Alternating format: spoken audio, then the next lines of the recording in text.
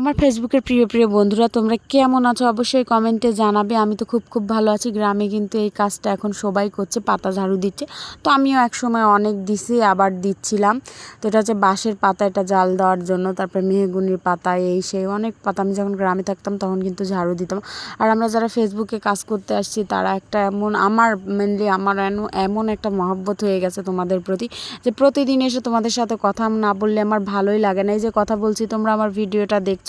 তারপর আমার জায়ের বাড়িতে আসছিলাম বেগুন উঠানোর জন্য, কারণ আমার হচ্ছে ছোটো যা আনাচে কানাচে কিন্তু বেগুন গাছ লাগিয়ে রাখে। তারপরে পুঁই গাছ, এই সেই অনেক সবজি করে। তো আমি দেখছিলাম যে এখানে কি বেগুন ধরছে, কয়টা বেগুন ধরছে আমি নেব, এই জন্য খুঁজছিলাম। তো তারপরে আমরা একটা বেগুন পাইছিলাম, তো অত ভালো না, কারণ বেগুনের গাছ একদম নষ্ট হয়ে গেছে, হচ্ছে না, মানে বয়স হয়ে গেছে এক কথায়। তারপর আমি আসছিলাম আমার চা শ্বশুরের বাড়িতে, মানে এখানে দুইটা মাটির ঘর আছে, অনেক প্রাচীন। আর এখানে কিন্তু চালটাও মাটির খোলার, এই জন্য আমি ঘরটা দেখতে আসছিলাম আর ভিডিও করছিলাম। এই মাটির ঘরের কিন্তু অনেক বয়স, আর এখন কিন্তু মাটির ঘর দেখাই যায় না, মানে দেখাই যায় না। আর কয়েক বছর পর মনে হয় আর একটা মাটির ঘরও দেখা যাবে না। আমরা যখন ছিলাম ছোটোবেলায় কিন্তু অনেক মাটির ঘর ছিল। আমি ছোটোবেলায় মাটির ঘরে বড় হয়েছি। আমার আব্বার, তারপরে দাদার, সবার কিন্তু মাটির ঘরই ছিল। তবে টিনের চাল ছিল আমি যখন দেখছি। আর আগে আমার মায়েরা দেখছে সবার ওই যে খ্যারের চাল, তারপরে মাটির খোলা দিয়ে চাল করা ছিল।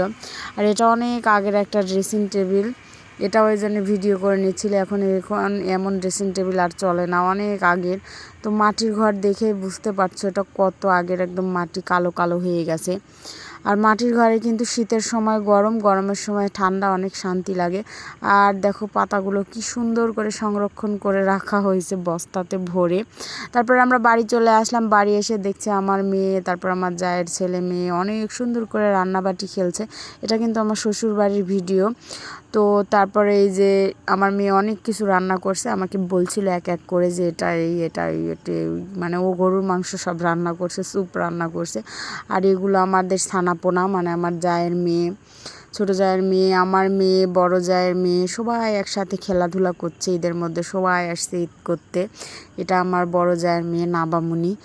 তারপরে ভাত খাচ্ছিল আর এরা খেলছিল। এটা আমার বড় যা নাবামুনিকে ভাত খাওয়াচ্ছিল। এখানে এসে দেখছে আবার রান্না করছে, ওটা খেলা হয়ে গেছে, আবার এই পারে এসে আবার রান্না করছে। মানে রোজার মধ্যে তো বলছে, রোজার মধ্যে আমার মাম্মা অনেক রান্না করে, এই জন্য আমিও রান্না করছি। আর এটা কিন্তু রোজার ভিডিও ছিল, আর আমি এখন ভয়েস দিচ্ছি, মানে এতই অলস কি বলবো।